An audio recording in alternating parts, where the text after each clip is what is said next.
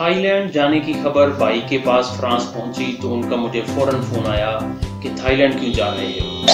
मैंने कहा जाहिर सी बात है, सैर करने ही जाना है, हमारे रिश्तेदार तो वहां कोई रहते नहीं। एक दोस्त को पता चला तो वो साथ में एक और दोस्त को लेकर आ गया, पहली फुर्सत में ही हमें ये बावर करवाने कि थाईलैंड तुम्हें नहीं जाना चाहिए।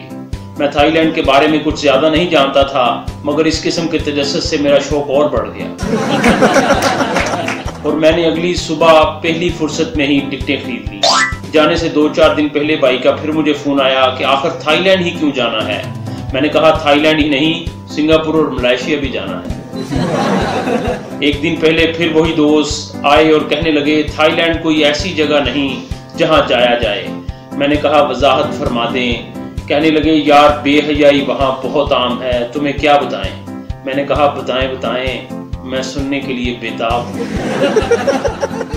आंखें फाड़ के कहने लगे क्या मतलब, और साथ ही उसने दूसरे दोस्त की तरफ देखा। दूसरे दोस्त ने पहले की तरफ मुस्कुराते हुए ऐसे देखा जैसे कह रहा हो कि मैं तो तुम्हें कह रहा था कि किथे सिर मारन चला।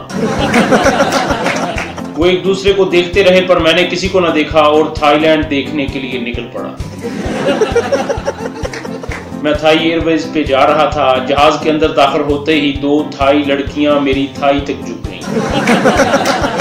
मैं भी थोड़ा सा झुक के वापस अपनी पोजीशन पर आया। वो फिर अच्छा खासा झुक गईं। दिल ने कहा कि अगर उन्होंने मुझे बादशाह सलामत तस्लीम कर ही लिया है तो करने दो। अब मैं खरामा जहाज के अंदर चलने लगा।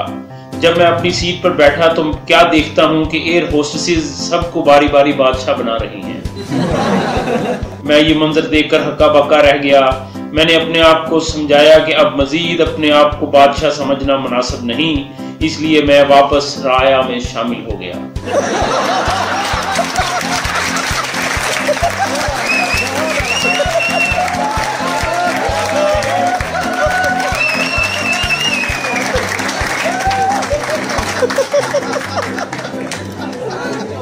Ha ha ha ha!